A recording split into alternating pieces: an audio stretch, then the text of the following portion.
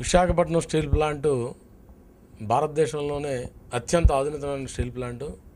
ఈ steel plant ఒక సముద్ర తీరంలో ఉన్నటువంటి స్టీల్ ప్లాంటు, ఒక ప్రత్యేకత టెక్నాలజీ కలిగి ఒక ప్రత్యేక వర్క్ ఫోర్స్ కలిగినటువంటి స్టీల్ ప్లాంటు. ఇటువంటి స్టీల్ ప్లాంట్కి సొంత గనులు లేకపోవటం చాలా బాధాకరమే.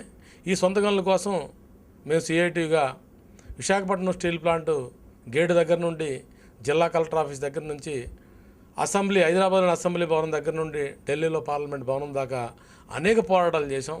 చివరికి హైకోర్టును ఆశ్రయించి హైదరాబాద్ హైకోర్టులో కేసు వేయడం ద్వారా జస్టిసు రాష్ట్ర ప్రభుత్వానికి ఒక డైరెక్షన్ కూడా ఇచ్చారు.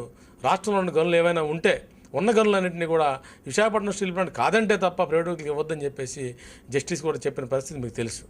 అయినప్పటికీ రాజకీయ నాయకులు వారి తాలూకా ప్రలోభాల కోసం, వాళ్ళ తాలూకా కిక్ బ్యాక్స్ కోసం, వాళ్ళ లంచాల కోసం గాలి జనార్దన్ రెడ్డి లాంటి ప్రైవేటు వ్యక్తులకి గనులు ఇచ్చారు తప్ప విశాఖపట్నం స్టీల్ ప్లాంట్ గనులు ఇవ్వలేదు.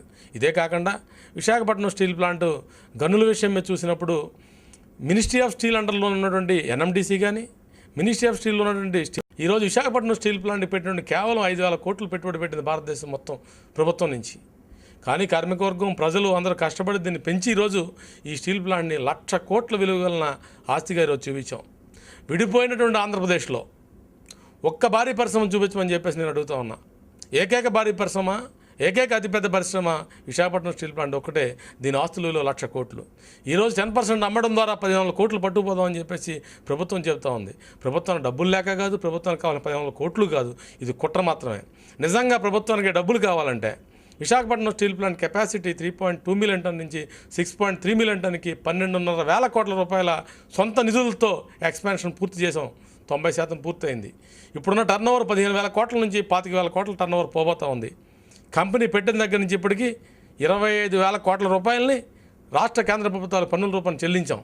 కానీ నిజంగా ఈ కేంద్ర ప్రభుత్వానికి బడ్జెటరీ సపోర్టే కావాలంటే, డబ్బులే కావాలంటే ఓ నిర్ణయం చేసి 2,000 కోట్లు స్టీల్ ప్లాంట్ అకౌంట్ పట్టుకెళ్ళొచ్చుగా. కాదు, ఈ స్టీల్ ప్లాంట్ ప్రైవేట్ వ్యక్తులు కట్టబెట్టడం ద్వారా వారికి ఎవరైతే రాజకీయ పలుకుబడికి ఉపయోగపడ్డారో, ఎన్నికల గెలుపు కోసం ఉపయోగపడ్డారో వారికి ప్రభుత్వ రంగంలో యూపీఏ 2 ప్రభుత్వం ఇటువంటి వాతావరణం చేసినప్పుడు, ఇటువంటి కార్యక్రమం తీసుకున్నప్పుడు భారీ స్థాయిలో పోరాటాన్ని నిర్మించాం. చివరికి ఉన్న కేంద్ర మంత్రే తప్పనిసరి పరిస్థితుల్లో మీరు రండి, మిమ్మల్ని ఢిల్లీ తీసుకుపోతామని చెప్పేసి ప్రధానమంత్రి దగ్గరికి తీసుకెళ్ళి మమ్మల్ని కూర్చోబెట్టారు. కూర్చోబెట్టినప్పుడు మా వాదన ప్రధానమంత్రి గారు నిర్మించాం. ఫైనల్గా వారు ఆ ప్రపోజల్ని ఆ రోజులు విత్డ్రా చేసుకున్నారు. ఈరోజు మరలా ఇలాంటి ప్రతిపాదన బీజేపీ ప్రభుత్వం తీసుకొచ్చినట్టయితే ఇటు రాష్ట్రంలో ఉన్న చంద్రబాబు నాయుడు గారు ఏం సమాధానం చెబుతారు, స్థానిక ఎంపీ హరిబాబు గారితో ఏం చెప్పబోతా ఉన్నారు, వీరందరినీ కూడా కలుపుకొని ఈ రాష్ట్రంలో ఉన్న ప్రజానీకానికి అందరూ కూడా ఈ విషయాలు తెలియజేసి మేము విశాఖపట్నంలో భారీ ఉద్యమాన్ని నిర్మించబోతా ఉన్నాం. ఆ ఉద్యమం ద్వారా విశాఖకు ఆంధ్రులకు అని చెప్పేసి సాధించిన ప్లాంట్ని విశాఖకు ఆంధ్రుల హక్కుగానే ఉండాలని చెప్పేసి దీన్ని నొక్కు ఒక్కడని చెప్తా ఉన్నాం. దానికోసం ఏ పోరాటం సిద్ధంగా ఉన్నామని చెప్పి తెలియజేస్తాం.